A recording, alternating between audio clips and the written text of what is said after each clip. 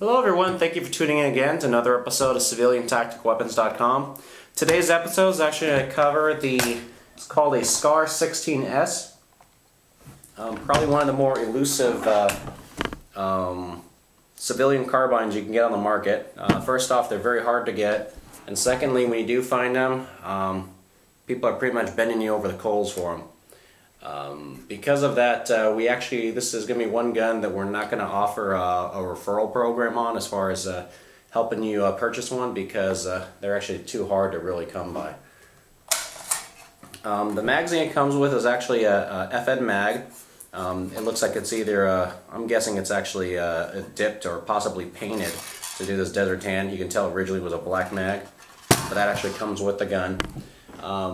My complaints is, considering how expensive this gun is,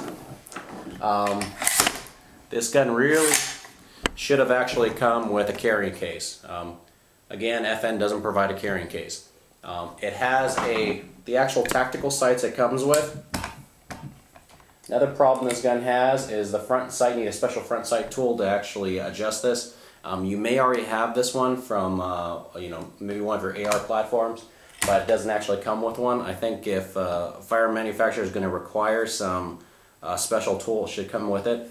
The rear sight adjustments here, where you think these would actually be elevation and windage, they're actually just ambidextrous windage adjustments. So you can go ahead and adjust this one up and down to go ahead and sight in your distance. So for example, 300 would also be 25 yards type thing.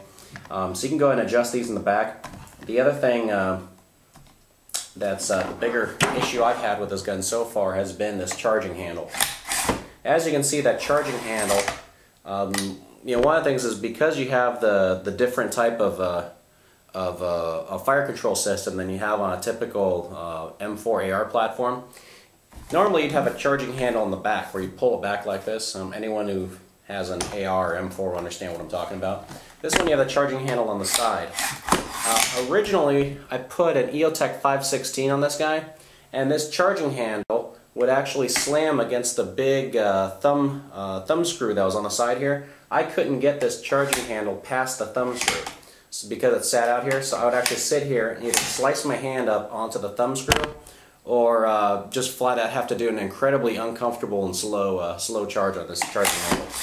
So what I did is replace the 516 with the 512 I had, and it seems to work pretty smoothly. I would recommend, if you look at one of these, you may want to consider, this is probably the only time I'd actually say to consider looking at something other than the EOTech, because a narrower a narrower scope might actually fit pretty nice on this particular one.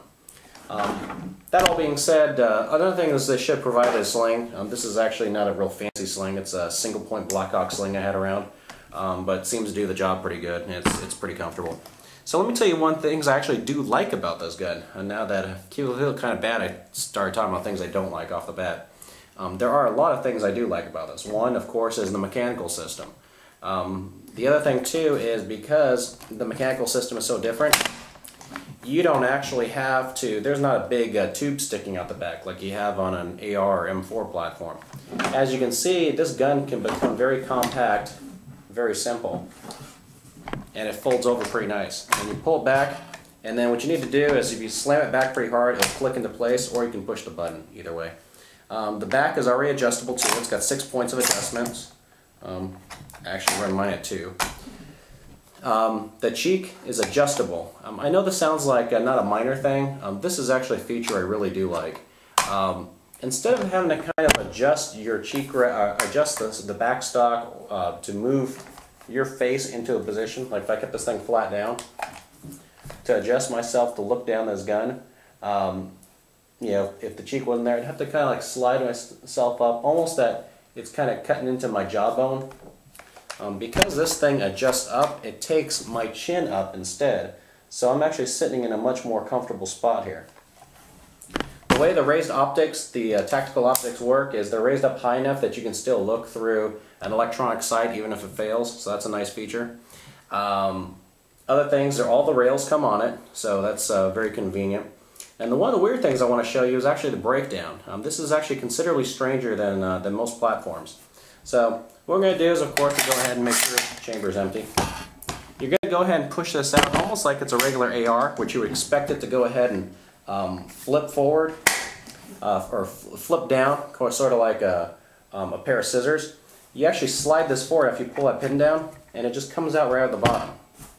So it doesn't actually swing down, it actually just comes straight out. You then tilt this up and pull the stock right off the bat. And from this point, I can go ahead and pull this out, pull out my charging handle, and there you can see the actual entire system. As far as adjustments go, they have a forward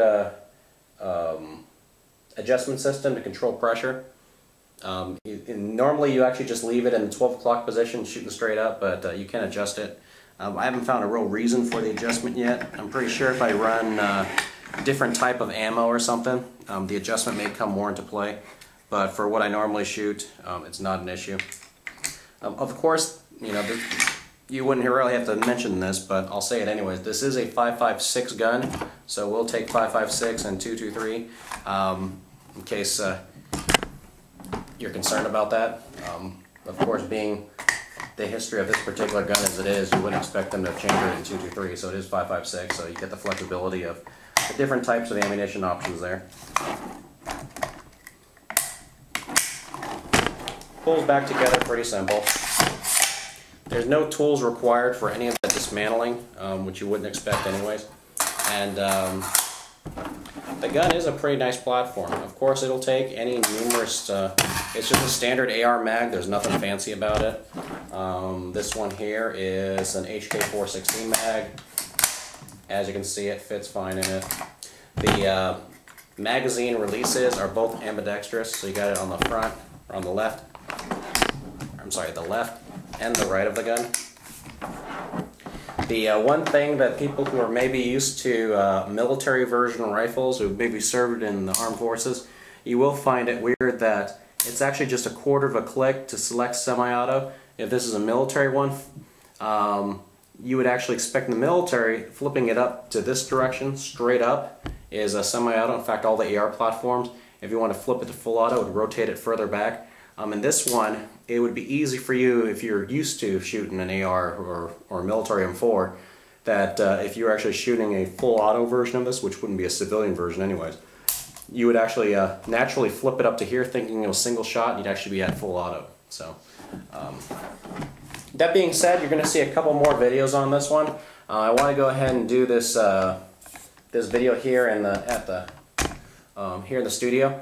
You'll also see a range video coming up, and then we'll do a follow-up studio video after that one. So if you have any questions, please email me at info@civiliantacticalweapons.com, and I hope to see you in a future episode.